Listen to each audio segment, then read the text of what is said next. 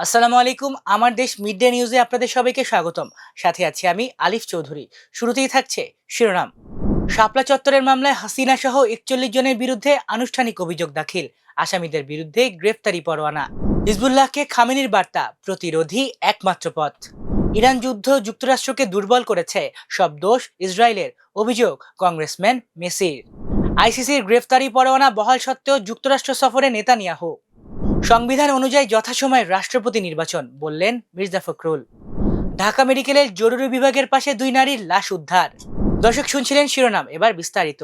রাজধানীর মতিঝিলের শাপলা চত্বরে হেফাজতে ইসলামের সমাবেশ ঘিরে হত্যাযজ্ঞের ঘটনায় করা মানবতা বিরোধী অপরাধের মামলায় পলাতক ফ্যাসিস্ট হাসিনা সহ আসামিদের বিরুদ্ধে গ্রেফতারি পরোয়ানা জারি করেছে আন্তর্জাতিক অপরাধ ট্রাইব্যুনাল। সোমবার দুপুর 12টার দিকে ট্রাইব্যুনাল 1-এর চেয়ারম্যান বিচারপতি মোহাম্মদ গোলাম মর্তুজা মজুমদারের নেতৃত্বাধীন 3 সদস্যের বিচারিক প্যানেল গ্রেফতারি পরোয়ানা জারি করেন। এর আগে ক্ষমতাচ্যুত প্রধানমন্ত্রী ফ্যাসিস্ট হাসিনা সহ মোট 41 জনের বিরুদ্ধে আন্তর্জাতিক অপরাধ ট্রাইব্যুনালে আনুষ্ঠানিক অভিযোগপত্র বা ফরমাল চার্জ দাখিল করেছে প্রসিকিউশন। সোমবার সকালে আন্তর্জাতিক অপরাধ ট্রাইব্যুনালের রেজিস্ট্রারের কাছে অভিযোগপত্র জমা দেন প্রসিকিউটর জহিরুল আমিন। এ সময় তার সঙ্গে ছিলেন প্রসিকিউটর মার্জিনা রায়হান। প্রসিকিউটরের তথ্য অনুযায়ী 2013 সালের 5 মে হেফাজতে ইসলামের কর্মসূচিকে ঘিরে ঢাকা, নারায়ণগঞ্জ, চট্টগ্রাম ও কুমিল্লায় অন্তত 58 জন নিহত হন। তদন্ত সংস্থা এখন পর্যন্ত নিহতদের পরিচয় শনাক্ত করেছে।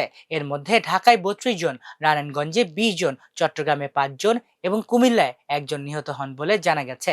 এই মামলায় বর্তমানে 9 জন গ্রেফতার রয়েছেন। তাদের মধ্যে সাবেক মন্ত্রী ডাক্তার দীপু মনি, সাবেক স্বরাষ্ট্র প্রতিমন্ত্রী শামসুল হক টুকু, সাবেক আইজিপি একেএম শহীদুল হক, সাবেক ডিআইজি মোল্লা নজরুল ইসলাম, সাবেক সেনা কর্মকর্তা জিয়াউল হাসান, শাহরিয়ার কবির, আব্দুল জলিল মন্ডল, সাংবাদিক ফারজানা রূপা এবং মোজাম্মেল বাবু রয়েছেন। এই মামলায় আনুষ্ঠানিক অভিযোগ দাখিলের মধ্য দিয়ে দীর্ঘদিনের আলোচিত ঘটনাটির বিচারিক প্রক্রিয়া আরও এক ধাপ এগিয়ে গেল। ইরানের সর্বোচ্চ নেতা আয়াতুল্লাহ মোজতবা খামেনি লেবাননের সশস্ত্র গোষ্ঠী হিজবুল্লাহর প্রতি সমর্থন পুনর্ব্যক্ত করে বলেছেন, যুক্তরাষ্ট্র ও ইসরায়েলের বিরুদ্ধে প্রতিবাদ চালিয়ে যাওয়া ছাড়া আর কোনো পথ নেই। রোববার প্রকাশিত এক বিবৃতিতে তিনি হিজবুল্লাহর কমান্ডার ও যোদ্ধাদের ধৈর্য, আত্মত্যাগ এবং দীর্ঘদিনের প্রতিরোধের প্রশংসা করেন। তার ভাষায় এই সংগ্রাম বিশ্বের নিপীড়িত মানুষের জন্য অনুপ্রেরণার উৎস হয়ে উঠেছে। খামেনি দাবি করেন, বিশ্বের বহু মানুষ যুক্তরাষ্ট্র ও ইসরায়েলের নীতির বিরুদ্ধে ক্ষুব্ধ এবং তাদের দৃষ্টিতে অন্যায়ের বিরুদ্ধে প্রতিরোধী সামনে এগিয়ে যাওয়ার একমাত্র উপায়। তিনি আরো বলেন, লেবাননের ভৌগোলিক অখণ্ডতা রক্ষা এবং ইসরায়েলের সামরিক অভিযান সম্পূর্ণ ও নিঃশর্তভাবে বন্ধ হওয়াতে ইরান যে কোনো যুদ্ধবিরতির প্রধান শর্ত হিসেবে বিবেচনা করে। একই সঙ্গে হিজবুল্লাহর সাবেক মহাসচিব হাসান নাসরুল্লাহ নিহত সদস্যদের প্রতি শ্রদ্ধা জানিয়ে বলেন, তাদের আত্মত্যাগের কারণেই সংগঠনটি শক্তিশালী আন্দোলনে পরিণত হয়েছে। ইরানের সঙ্গে সংঘাতে জড়িয়ে যুক্তরাষ্ট্র সামরিক ও অর্থনৈতিক উভয় দিক থেকেই উল্লেখযোগ্যভাবে দুর্বল হয়েছে বলে অভিযোগ করেছেন রিপাবলিকান ও প্রেসম্যান থমাস মেসি। তার দাবি, ট্রাম্প প্রশাসনের সিদ্ধান্তের কারণে দেশের প্রতিরক্ষা সক্ষমতা, অর্থনীতি এবং অভ্যন্তরীণ স্থিতিশীলতার উপর নেতিবাচক প্রভাব পড়েছে। সামাজিক মাধ্যম এক্সে দেয়া এক পোস্টে মেসি লেখেন, ইরানের সঙ্গে যুদ্ধের কারণে যুক্তরাষ্ট্র উল্লেখযোগ্যভাবে দুর্বল হয়েছে। তিনি অভিযোগ করেন, এই সংঘাতের ফলে যুক্তরাষ্ট্রের ক্ষেপণাস্ত্র প্রতিরক্ষা সক্ষমতা কমেছে, জ্বালানির মজুদ হ্রাস পেয়েছে, সামরিক সদস্যদের প্রাণহানি ঘটেছে, ভোক্তা পণ্যের দাম বেড়েছে এবং জাতীয় ঋণের পরিমাণ আরও বৃদ্ধি পেয়েছে। মেসির ভাষা, এই প্রশাসন আমাদের ক্ষেপণাস্ত্র প্রতিরক্ষা সকল ব্যবস্থা নিঃশেষ করেছে, দেশের মজুদ কমিয়েছে, আমাদের নারী ও পুরুষ সেনাদের মৃত্যুর কোলে ঠেলে দিয়েছে, ভোক্তা পণ্যের দাম বাড়িয়েছে, ঋণ বাড়িয়েছে এবং দেশের অভ্যন্তরীণ চাহিদাগুলো উপেক্ষা করেছে। সবই ইসরায়েলের জন্য, সব দোষ ওদের। রিপাবলিকান এই আইন প্রণেতার মন্তব্যকে ট্রাম্প প্রশাসনের ইরান নীতির বিরুদ্ধে প্রকাশ্য সমালোচনা হিসেবে দেখছেন অনেকেই। এর আগেও বিদেশে সামরিক হস্তক্ষেপ এবং আন্তর্জাতিক সংঘাতে যুক্তরাষ্ট্রের ব্যয় নিয়ে তিনি একাধিকবার আপত্তি জানিয়েছেন। আন্তর্জাতিক অপরাধ আদালতের গ্রেফতারি পরোয়ানা বহাল থাকা সত্ত্বেও যুক্তরাষ্ট্র সফরে রওনা হয়েছেন ইসরায়েলের প্রধানমন্ত্রী বেনিয়ামিন নেতানিয়াহু। ডোনাল্ড ট্রাম্পের আমন্ত্রণে তিনি ওয়াশিংটনের উদ্দেশ্যে যাত্রা করেন। সফরকালে দুই নেতা ইসরায়েল যুক্তরাষ্ট্র সম্পর্ক, মধ্যপ্রাচ্যের চলমান পরিস্থিতি এবং পারস্পরিক গুরুত্বপূর্ণ বিভিন্ন ইস্যু নিয়ে আলোচনা করবেন বলে জানানো হয়েছে। 2025 সালের জানুয়ারিতে ট্রাম্প দ্বিতীয়বারের মতো দায়িত্ব গ্রহণের পর এটি হবে তার সঙ্গে নেতানিয়াহুর সপ্তম বৈঠক। বর্তমান মেয়াদে অন্য যে কোনো বিশ্ব নেতার তুলনায় ট্রাম্পের সঙ্গে সবচেয়ে বেশি বৈঠক করেছেন নেতানিয়াহু। এর আগে 2024 সালের নভেম্বরে গাজা যুদ্ধ চলাকালে সংগঠিত মানবতা বিরোধী অপরাধের অভিযোগে নেতানিয়াহু এবং সাবেক প্রতিরক্ষা মন্ত্রী ইয়োভ গ্যালাস্টের বিরুদ্ধে আন্তর্জাতিক অপরাধ আদালত গ্রেপ্তারি পরোয়ানা জারি করে। এই অবস্থায় তার যুক্তরাষ্ট্র সফর আন্তর্জাতিক অঙ্গনে নতুন করে আলোচনা তৈরি করেছে।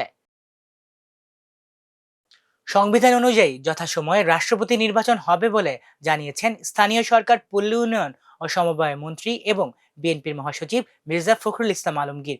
সোমবার সকালে রংপুর বাস টার্মিনাল এলাকায় অবস্থিত বিআরডিবির বিভাগীয় কার্যালয়ের উদ্বোধন শেষে গণমাধ্যমকে তিনি এ কথা বলেন। মির্জা ফখরুল বলেন, দলীয় সিদ্ধান্ত অনুযায়ী রাষ্ট্রপতি পদে মনোনয়ন দেওয়া হবে। দল যাকে সবচেয়ে যোগ্য, দক্ষ ও দায়িত্বশীল মনে করবে তাকেই মনোনয়ন দেওয়া হবে।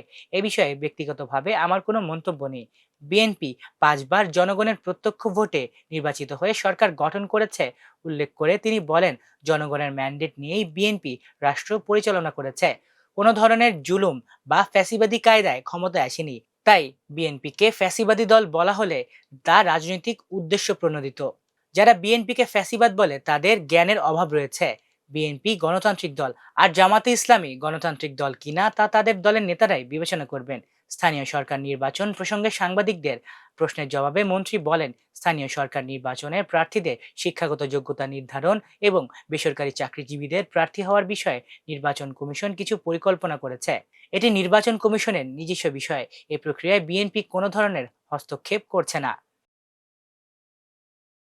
রাজধানী ঢাকা মেডিকেল কলেজ হাসপাতালে জরুরি বিভাগের পাশ থেকে দুই অজ্ঞাত পরিচয় নারীর লাশ উদ্ধার করেছে পুলিশ। সোমবার সকাল 10টার দিকে হাসপাতাল কর্তৃপক্ষ জরুরি বিভাগের কাছে দুই নারীকে অচেতন অবস্থায় পড়ে থাকতে দেখে। এরপর তারা পুলিশকে জানায়। পরে পুলিশ তাদের উদ্ধার করে জরুরি বিভাগে নিয়ে গেলে কর্তব্যরত চিকিৎসক দুজনই তাকে মৃত ঘোষণা করেন। পুলিশ জানিয়েছে, নিহতদের একজনের আনুমানিক বয়স 60 বছর এবং আরেকজনের 58 বছর। তাদের পরিচয় এখনো নিশ্চিত হওয়া যায়নি। প্রাথমিকভাবে ধারণা করা হচ্ছে তারা ভবঘুরে ছিলেন। ঢাকা মেডিকেল পুলিশ ক্যাম্পের দায়িত্বপ্রাপ্ত কর্মকর্তা জানান, লাশ দুটি ময়নাতদন্তের জন্য হাসপাতালের মর্গে পাঠানো হয়েছে। প্রাথমিকভাবে বার্ধক্য ও অসুস্থতার কারণে তাদের মৃত্যু হয়ে থাকতে পারে বলে ধারণা করা হলেও মৃত্যুর প্রকৃত কারণ ময়নাতদন্তের প্রতিবেদন পাওয়ার পরই নিশ্চিত হওয়া যাবে। পুলিশ নিহত দুই নারীর পরিচয় শনাক্তের জন্য চেষ্টা চালিয়ে যাচ্ছে। দর্শক, এই ছিল আমার দেশ মিড ডে নিউজে। এতক্ষণ সাথে থাকার জন্য ধন্যবাদ। আল্লাহ হাফেজ।